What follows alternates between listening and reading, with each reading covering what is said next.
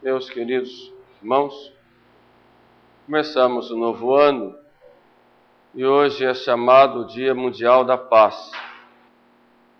Isso é muito próprio, porque a paz quem nos traz é Jesus Cristo e dele são todos os tempos. Ele é o príncipe da paz e quando chora sobre Jerusalém e havia de condená-lo à morte, ele reclama dizendo: se ao menos hoje pudesses conhecer aquele único que pode te trazer a paz. Eu vos dou a paz, eu vos dou a minha paz, mas não vos dou como o mundo vou-la dar. E em uma das bem-aventuranças, Jesus Cristo diz: bem-aventurados os que promovem a paz, porque eles serão chamados filhos de Deus. De modo que nós devemos ser fazedores da paz. Mas em que sentido? Que tipo de paz é essa que nós buscamos? Quando Jesus nasceu, os anjos cantaram: glória a Deus nas alturas, paz na terra. Algumas traduções colocam aos homens de boa vontade. Outras, mais modernamente, colocam aos homens por ele amados. Dizer que aos homens de boa vontade, paz na terra aos homens de boa vontade, pode parecer que a paz depende dos homens. Outros dizem por ele amados. Aí nós perguntamos: e quem não é amado de Deus? Por isso o original grego diz: paz na terra aos homens que são do seu agrado, que agradam a Deus e são do agrado de Deus. O fato é que a paz é um dom de Deus. Cristo é que nos pode trazer a paz. E quando nós ouvimos falar em paz, nossos olhos se voltam, por exemplo, lá para a Palestina, paz entre judeus e palestinos. Se volta lá para a África, a paz entre as diversas tribos. Se volta para o campo, paz no campo. Isso fala em nome de uma reforma agrária e do jeito que é feita, comunistizada e infiltrada de marxistas que provocam a guerra e depois falam da paz. Paz na cidade, violência, assaltos. Paz na família, entre marido e mulher, entre irmãos. O fato é que a paz é um desejo de todos nós. Mas quem é que pode trazer a paz, senão o próprio Jesus Cristo?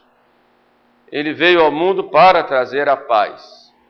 Por isso os anjos cantaram: glória a Deus, Deus seja glorificado, e paz aos homens. E que tipo de paz é essa que nós queremos? A primeira guerra foi feita no céu, quando os anjos maus, Lúcifer, disseram: não serve, eu não servirei.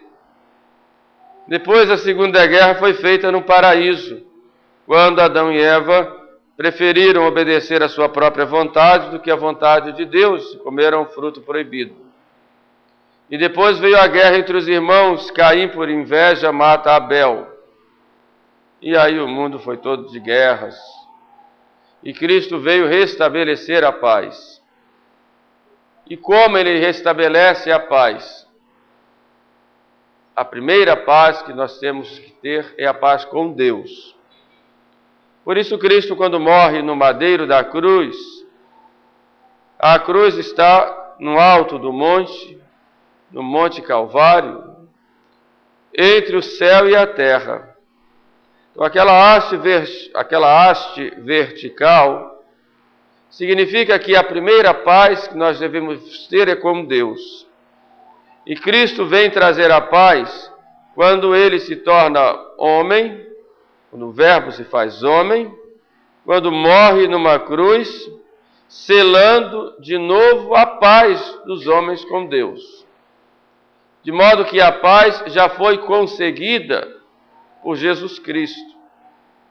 Não se pode falar hoje em queremos conseguir a paz. A paz já existe.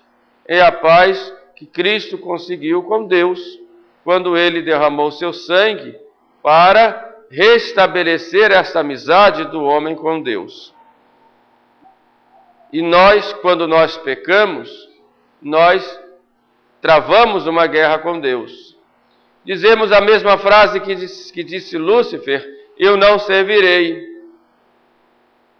Seguimos o mesmo caminho de Adão e Eva, de querermos ser nossos próprios deuses, fazermos para nós as nossas próprias leis. Por isso o pecado é uma guerra que se faz com Deus. Toda a nossa história espiritual é a história de uma profunda amizade nossa com Deus. E quando nós pecamos, nós rompemos a amizade com Deus. Me lembro quando era criança, quando um ia ficar de mal com o outro, pegava os 2 dedos, vocês se lembram? Colocava assim para o outro e dizia, como é que dizia? Corta aqui, né? Corta aqui. Então, quando nós vamos, na hora do pecado, nós dizemos para Deus, corta aqui, e nós cortamos a relação com Deus. Então, essa é a primeira guerra. Aí nós perdemos a paz. E é interessante que depois dessa guerra que fazemos com Deus, quando pecamos, nosso coração anda extremamente inquieto, buscando outras coisas, como que para substituir Deus em nossa vida. E nós não vamos ter sossego enquanto nós não restabelecermos a amizade com Deus. Cristo restabeleceu essa amizade que é aplicada no dia a dia. Por isso, quando nós vamos ao confessionário e pedimos perdão dos nossos pecados, o padre, quando a gente se levanta, o padre diz, vai em paz. Porque agora você já restabeleceu a sua amizade com Deus. Você já vai ter a paz. E esta é a primeira paz que nós temos que desejar. Todo aquele que prega sobre a paz, faz campanhas em prol da paz, anuncia a paz ou faz tratados de paz, não pode conseguir esta paz desejada se não colocar a paz das almas com Deus em primeiro lugar. Porque a paz é um dom de Deus, mas é algo que começa no profundo do nosso ser. Aí sim temos a paz. De modo que todo o nosso trabalho e nosso desejo de paz deve ser levar as almas para Deus. Nós sermos os primeiros, porque o resto vai ser consequência. A segunda paz, ou o segundo sentido de paz, ou aspecto de paz, é a paz conosco mesmos. É a paz da sinceridade conosco. É interessante que cada um de nós possui 3 imagens. A primeira imagem que nós temos é aquela que nós passamos para os outros.